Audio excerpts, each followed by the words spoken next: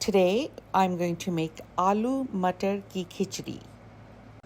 Aaloo mattar ki kichdi is one of those comfort foods that my mother used to make for us. When you have a huge family to feed, every now and then the kids are going to want more food. So she would put together this kichdi and make it for us. And we used to love eating it, especially with a little bit of yogurt on the side and some onion salad. Let's make this very special dish today in honor of my mother. Chalo, let's go. I'll post the ingredients on the screen and also in the comments. Wash and soak your rice, and you're going to have all these things prepared and ready to go, and we're going to start making our kichdi.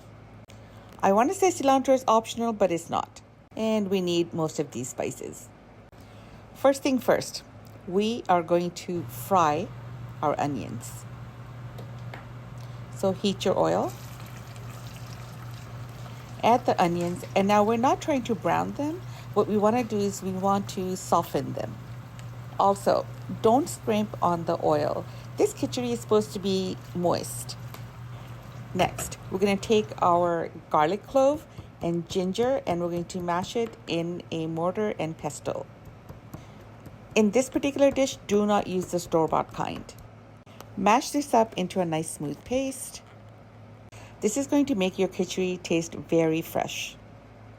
Once you notice some of the tips of the onions getting a little golden, go ahead and add your freshly mashed ginger and garlic. And you are going to fry this for about 30 seconds just to get the raw taste of the garlic out. This whole process is being done on medium heat. And now we're going to go ahead and add our spices. Half a teaspoon of salt. Half a teaspoon of red chili powder. This is going to be medium spicy. If you want it to be a little bit more spicy, you can add a little bit more. Quarter teaspoon of turmeric. And I'm going to add half a teaspoon of cumin. If you like, you can add a little bit more. Fry the spices for about 10-15 seconds. And then you're going to add your tomatoes. For this particular dish, again, only fresh tomatoes, no canned. And what we want to do is we want to soften the tomatoes. So I'm going to add a little bit of water, about 125 ml or half a cup. And then I'm going to cover, and we're going to cook on medium high until the tomatoes become soft. So in this particular dish, you're going to be adding things, covering, cooking, and then removing and looking and checking. So you can't really leave your kitchen once you start cooking this. Once your tomatoes are soft, you're going to add your potatoes and your peas. So right now, there's about half a cup of liquid in there. And what we want to do is we want to cook the potatoes until they are about 90% tender. So now begins the process of covering, letting it cook, opening it up, checking it, covering it, and doing all this on medium heat. And at some point, you're going to check to see how your potatoes are coming along. So you take a pointed knife like that, and if the knife goes straight through, then your potatoes are done. They will still continue cooking once you've added the rice. Now, everybody knows that I add cilantro to everything. If you don't like cilantro, you don't have to add it. But, it just adds another level of flavor. Mix all this up, and if you like your kichdi or your rice or biryani to be spicy, you can also add chopped up green chilies at this point. So now I'm going to add the rice. I drained out the water. There's about 1 cup of liquid in the pot right now. And I will adjust how much liquid I need as I go along. So let's mix up the rice so all the rice gets coated with all the spices and the oils. And we are going to cover and cook this on low-medium heat until it comes to a boil. And you're going to open and you're going to move things around.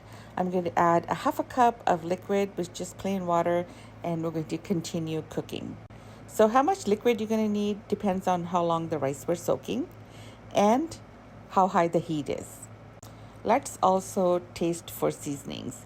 So I went ahead and added another half a teaspoon of salt.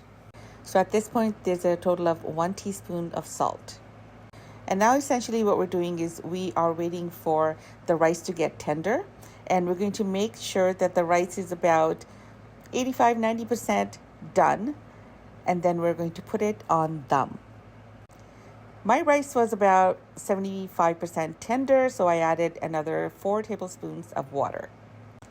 Cover and cook on low heat about 2 minutes. And then what you're going to do is you're going to test again to see at what point your rice is. And mine was about 95% tender. And now we're going to finish this by cooking on dum. And what you're going to do is you're going to lower the heat to like very, very low, and you're going to put a heat diffuser on. All those tiny holes are going to spread the heat all around the bottom of the pan. And I can tell you this is one of the best investments in kitchen tools that I've had. After 10 minutes, you're going to turn off your stove and let everything sit for 10 minutes before you serve. And my kitchen smells like heaven right now. Today, I'm honestly missing my mother. She used to make this so much better than I. But anyway, that's that. Moms are moms. I remember my mom making this a little bit on the spicy side, and I always used to eat it with a side serving of yogurt. But mine isn't terribly spicy, so I'm going to eat it with an onion salad. And all I did was I took a red onion and made thin slices of tomatoes, added a little bit of chopped cilantro, and that's it. That's my onion salad. I hope you guys will try this and leave a comment below. Don't forget, I'm on TikTok and Instagram. All I'm going to say is thanks, Mom, for this most delicious recipe. Masala Mama out.